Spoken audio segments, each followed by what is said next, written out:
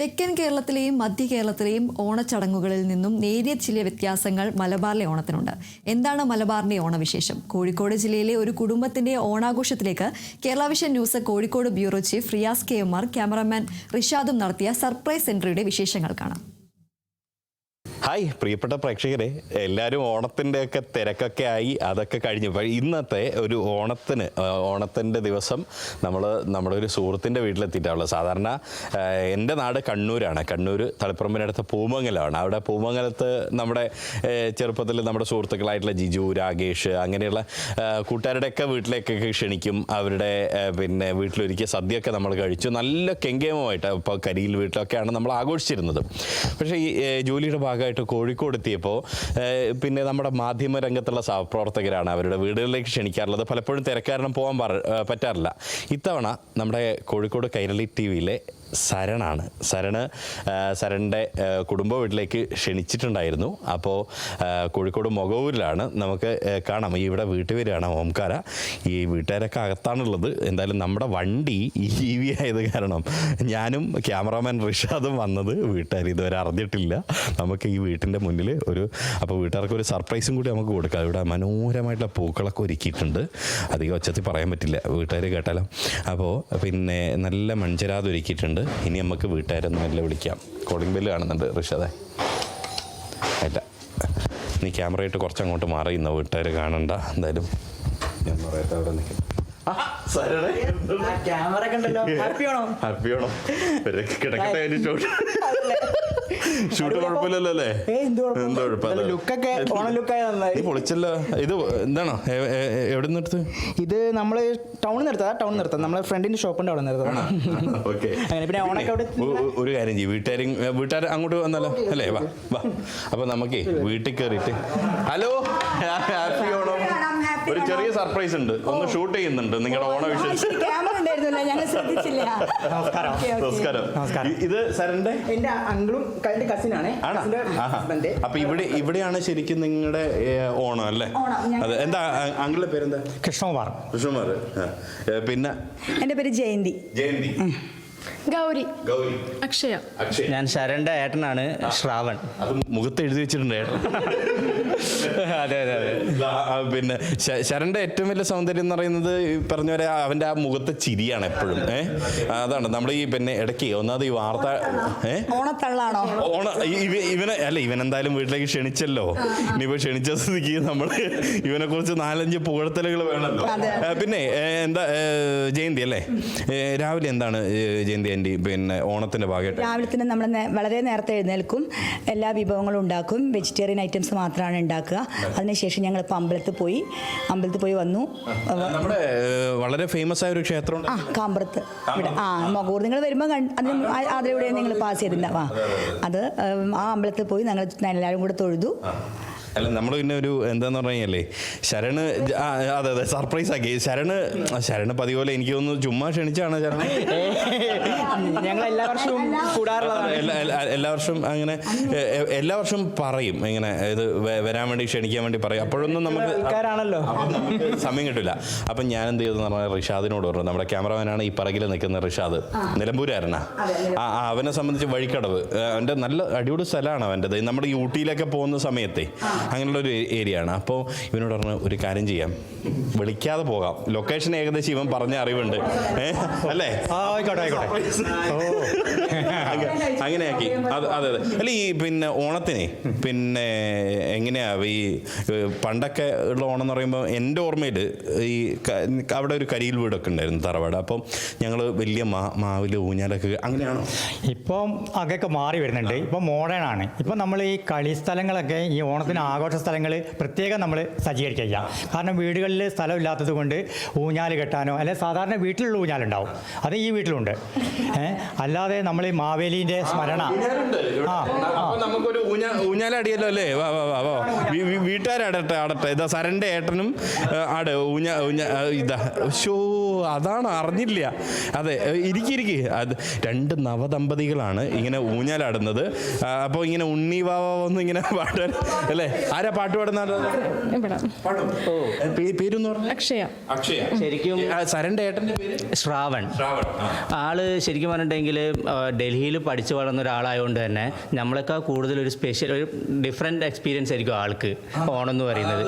അതെ അതെ അതെ അതെ. ഈ സാധാരണ ഡൽഹിയിലെ ഓണം ശരിക്കും നമ്മൾ ഇപ്പോഴും പറയാറുള്ളത് നമ്മൾ ഈ കേരളത്തിലുള്ളവരെക്കാളും മനോഹരമായിട്ട് പുറത്തുള്ള മലയാളി അസോസിയേഷനൊക്കെയാണ് അല്ലേ? ഇപ്പോൾ എൻ്റെ സുഹൃത്തുക്കളുടെയൊക്കെ കുറേ സ്റ്റാറ്റസ്, പഠിച്ച ആളുകളൊക്കെ കുറേ പ്രവാസികളുണ്ട്, അവരുടെ സ്റ്റാറ്റസ് കാണുമ്പോൾ നമുക്ക് അസൂയ തോന്നും. എങ്ങനെ ഡൽഹിയിൽ ഓണം? ഡൽഹിയിൽ എന്ന് പറയുമ്പോൾ ഒരു മലയാളി വെൽഫെയർ അസോസിയേഷൻ ഒക്കെ ഉണ്ടാവും. അവിടെ നിന്നിട്ട് അവർ നടത്തും ഓണം പ്രോഗ്രാം, തിരുവാതിര, പിന്നെ പൂക്കളം കോമ്പറ്റീഷന്, പിന്നെ ഓണപ്പാട്ട്, അങ്ങനെ കുറേ പ്രോഗ്രാം നടത്തും. കാരണം അവർക്ക് കേരളത്തിൻ്റെ തനിമ ഡൽഹിയിലൊന്ന് ഒരു ചെറിയ പാർട്ടി കൊണ്ടെത്തിക്കണം എന്ന മൈൻഡിൽ കൊണ്ടുവരാറുണ്ട്. പക്ഷേ സ്റ്റിൽ കേരളത്തിൽ ആ ഒരു ഓണം എന്തായാലും ഡൽഹി കിട്ടില്ല, എത്ര പോയാലും കിട്ടില്ല. അപ്പം നമുക്ക് എന്തായാലും കേരളമാണ് ആഫ്റ്റർ ഓൾ ഓണത്തിന് മെയിൻ. അക്ഷയ. ഗായത്രി എവിടെ നിട്ടി അമ്മേ? ഗായത്രി ഇവിടെ അല്ലേ അല്ലേ? ഗൗരിയാണ് മൂത്ത.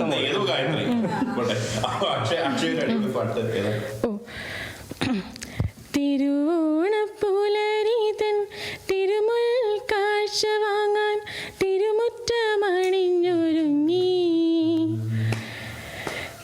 തിരുമേനി എഴുന്നള്ളും സമയമായി, ഹൃദയങ്ങൾ അണിഞ്ഞൊരുങ്ങി, ഒരുങ്ങി ഹൃദയങ്ങൾ അണിഞ്ഞൊരുങ്ങി. ഈ പാട്ടാണോ വീഴ്ത്തിയത്? പാട്ടും എന്നെ വീഴ്ത്തിയിട്ടുണ്ട്. ഇപ്പം കുറച്ച് വർഷങ്ങളായിട്ട് ശരിക്കും ഒരുപാട് പാട്ട് കേട്ടിട്ട് ജീവിതം മുമ്പോട്ട് പോകാനും സ്ട്രെസ് റിലീഫാണ്. കാരണം ഇങ്ങനെ വന്നേ ശ്രാവണ ഇപ്പം മനസ്സിലായില്ല എങ്ങനെയാണ് ഇടത്തെ പറഞ്ഞത് അറിയും. ഒരു ഡൽഹിക്കാർ ഒരു പ്രത്യേകത ഉണ്ടല്ലോ അതിന്. അല്ല, യഥാർത്ഥത്തിൽ പിന്നെ ശരണിനോട് ശ്രാവൺ പറഞ്ഞത് അറേഞ്ച്ഡ് മാരേജ് ആണെന്ന് അല്ലാന്ന് മനസ്സിലായില്ല. അതാണ് എനിക്കിപ്പോഴും സംശയം ഉണ്ടത്.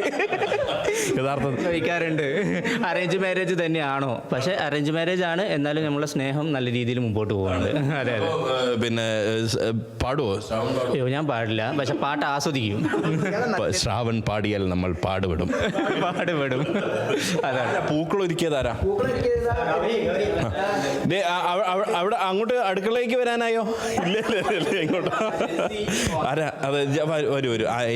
എങ്ങനെയാ പൂക്കൾ ഒരുക്കുന്നത്? എങ്ങനെയാ എല്ലാരും കൂടി ഇങ്ങനെ. ആരാ വരയ്ക്കുക? എന്റെ ചേച്ചി ചേച്ചി വരച്ചു പോയി. അതെ, രാവിലെ ഇട്ടു. നല്ല നമ്മൾ കയറി വരുമ്പോൾ തന്നെ എന്തൊരു ഭംഗിയാ, നല്ല മൺചരാതൊക്കെ വെച്ചിട്ട്. അത് ആരാ ഐഡിയ? അച്ഛൻ്റെ ഐഡിയ ആണ് അല്ലേ? എങ്ങനെ പറഞ്ഞു? ഇത് പറഞ്ഞു കൊടുക്കുന്നതൊന്നല്ല, ഇത് വരച്ച് ചെയ്തൊന്നുമല്ല. നമ്മൾ സ്വതച്ചിത്തമായി കുട്ടിക്കാലം മുതൽക്ക് നമ്മൾ പൂ പറിച്ച് പൂക്കൊട്ടയിൽ പൂപ്പാട്ട് പാടി അങ്ങനെ അന്ന് കുട്ടിക്കാലം മുതൽക്ക് ചെയ്ത കുറേ 50 വർഷം 60 വർഷം നമ്മൾ ചെയ്ത ആ സ്മരണയുണ്ടല്ലോ, അതിൻ്റെ ഒരു പിന്നാമ്പുറം. ഇതൊന്നും വളരെ ഭംഗിയായിട്ടൊന്നും ഇട്ടതല്ല, ഒരു ഓർഡറിൽ ഒഴുക്കം മട്ടിലിട്ടതാണ്. നിങ്ങളൊന്നും വരുന്നതൊന്നും ആർക്കും അറിയില്ല. അപ്പോൾ ഒരു യാദൃച്ഛികമായിട്ട് ഞങ്ങൾ ചെയ്തെന്നുള്ളൂ. പഴയത്തെ പറഞ്ഞിരുന്ന നമ്മൾ തകർത്തേനെ. അത് എന്ന് പറഞ്ഞിട്ടുണ്ടെങ്കിൽ അതാണ് നമ്മൾ പറഞ്ഞത്. ഇപ്പം പണ്ടുള്ള മാവേലിയുടെ ആ തത്വം ഇന്ന് ജനങ്ങൾ ജൻസെറ്റ് ഒക്കെ അംഗീകരിക്കുകയാണ്. കാരണം നീതി, ന്യായം, അതുപോലെ തന്നെ നമ്മുടെ സത്യസന്ധത ഇന്ന് അന്യം നിന്ന് പോയിരിക്കുകയാണ്. രാഷ്ട്രീയത്തിലായാലും ഭരണത്തിലായാലും എല്ലാ മേഖലയിലും അത് വീണ്ടെടുക്കാൻ വേണ്ടി ജൻസെറ്റൊക്കെ പൊരുതുന്ന ഈ കാലഘട്ടത്തിൽ ഈ മാവേലിയുടെ മഹത്വം ഇന്ന് ലോകമെമ്പോളം നമുക്ക് മഹത്വവൽക്കരിക്കാൻ പറ്റുമെന്നാണ് എനിക്ക് തോന്നുന്നത്. സന്ധ്യച്ച് ഭയങ്കര സുന്ദരിയായിട്ടുണ്ട്. മുല്ലപ്പൂ സന്തോഷമില്ലേ? അതെ അതെ, ഭക്ഷണമൊക്കെ തരേണ്ട ആളാണേ. അതെ അതെ. പാട്ട് പാടുവോ? ഇല്ലേ, പാട്ട് പാടില്ലേ. നന്ദു പറഞ്ഞ പോലെ ആസ്വദിക്കുക മാത്രമേ ചെയ്യുള്ളൂ. പാട്ട് വേറെന്താ? തിരുവാതിര കളിക്കില്ലേ? ഒന്നും ചെയ്യാറില്ല. ഓണത്തിന് ഒരു പരിപാടി ഒന്നുമില്ലേ? പൂക്കളം ഇടും. സദ്യ ഒരുക്കിയിട്ടുണ്ട്, നല്ല സദ്യ ഒരുക്കിയിട്ടുണ്ട്, എല്ലാ വിഭവങ്ങളും ഉള്ള. അത് നിങ്ങൾ കഴിച്ചിട്ട് പോയാൽ മതി. അതെ, ഈ നമ്മുടെ നമ്മുടെ പ്രേക്ഷകർക്കൊരു പ്രധാനപ്പെട്ട ഒരു സംശയമുള്ളത്, അതൊരു സത്യമാണ്. നമ്മുടെ ഈ മലബാറുകാർക്ക് ഓണത്തിന് നോൺ വെജും കൂടിയാണ്. സാധാരണ ഞാൻ ഇവിടെ മേടിക്കാറില്ല. ഞങ്ങളുടെ വീട് മാങ്കാവാണ്. ഞങ്ങൾ അവിടെയൊക്കെ നോൺ മേടിക്കുമായിരുന്നു. പക്ഷെ ഇവിടെ എത്തിക്കഴിഞ്ഞപ്പോൾ കൃഷ്ണൻ്റെ വീട്ടിൽ ആ പരിപാടിയില്ല. അത് കാരണം ഇപ്പം ഞാനും യഥാർത്ഥ ഓണം ഇവിടെയാണ്. ഇപ്പോൾ 26 വർഷമായിട്ട് ഞാനും ഇവരുടെ ഭാഗമായല്ലോ. അതുകൊണ്ട് ഞാനും ഓണത്തിനും വിഷുവിനും ഒന്നും നോൺ വെജ് മേടിക്കാറില്ല. സരണ് ഈ ഓണത്തിന് ഏറ്റവും ഇഷ്ടപ്പെട്ട നോൺ വെജ്? എനിക്ക് കൂട്ടുകറി. നോൺ വെജ് ആണോ? നോൺ വെജ് ആണോ? നോൺ വെജ് ആയിട്ട് എനിക്ക് മീൻ പൊരിച്ചത് തന്നെ. പൊരിച്ച മീൻ ഉണ്ടെങ്കിൽ ചോറ് മാത്രം മതി. എനിക്ക് തോന്നുന്നു കോഴിക്കോടുകാർക്കേ ഫിഷ് ഇല്ല. ഒരു സദ്യ എന്ന് പറയുമ്പോൾ നോൺ വെജ് പാടില്ല എന്നാണ് ഞാൻ പറയാറ്. കാരണം വെച്ചാൽ കോഴിക്കോടിന് അതിന് തനിതായിട്ടുള്ള കാര്യം ഉണ്ടാവുമെങ്കിൽ കൂടിയും സദ്യ ഞങ്ങൾ പ്യുവർ വെജ്. അത് ഒരു പായസത്തോടു കൂടി സദ്യ അങ്ങ് കംപ്ലീറ്റ് ചെയ്യുക. അതാണ് പിന്നെ പറ, എത്ര കൂട്ടം പായസം? 2 പായസം ഉണ്ടാക്കിയിട്ടുണ്ട്. പാലട ഉണ്ടാക്കിയിട്ടുണ്ട്, ചെറുപയർ പരിപ്പ് ഉണ്ടാക്കിയിട്ടുണ്ട്, പരിപ്പ് പായസം. ചുമ്മാ ഫിറ്റായി പോകണ്ട. ഇല്ല അതൊന്നും പേടിക്കണ്ട. അപ്പോൾ നമുക്കൊരു ഓണപ്പാട്ടോട് കൂടി ഇത് അതിൻ്റെ ചെയ്താൽ എന്തായാലും ഇങ്ങനെ ഒരു ഷൂട്ട് നമ്മൾ പ്രതീക്ഷയല്ല. പക്ഷെ എന്നാലും ഒരു ഓണപ്പാട്ട് എന്താ എല്ലാവർക്കും കൂടി പാടാൻ പറ്റുന്ന ഓണപ്പാട്ടത്? റെഡി. ഓക്കെ, അതെ, അങ്ങനെ തന്നെ നിന്നോ. അപ്പം പിന്നെ നമുക്ക് നേരത്തെ നിന്ന പോലെ തന്നെ നിന്ന് കഴിഞ്ഞ് കഴിഞ്ഞാൽ നമുക്ക് ഒരു പൂവിളിയോട് കൂടിയിട്ട് അവസാനിപ്പിക്കാം. വാ, ഓക്കെ അല്ലേ? പൂവിളി പൂവിളി പൊന്നോണമായി നീ വരൂ പൊന്നോണത്തുമ്പി. ഈ പൂവിളിയിൽ മോഹം പൊന്നിൻ മുത്തായി മാറ്റും പൂവയലിൽ നീ വരൂ മകം വാങ്ങാൻ. പൂവിളി പൂവിളി പൊന്നോണമായി നീ വരൂ പൊന്നോണത്തുമ്പി. ഇതാണ് ഇതാണ് യെസ്, അതാണ് ഈ കൂട്ടായ്മ, ഈ കൂടൽ, ഇതൊക്കെ തന്നെയാണ് ഓണം എന്ന് പറയുന്നത്, അല്ലേ? അപ്പോൾ എല്ലാ ഓണം അടിച്ചു പൊളിച്ച എല്ലാ മലയാളികൾക്കും ഞങ്ങളെ വകയും ഒരു ഹാപ്പി ഓണം.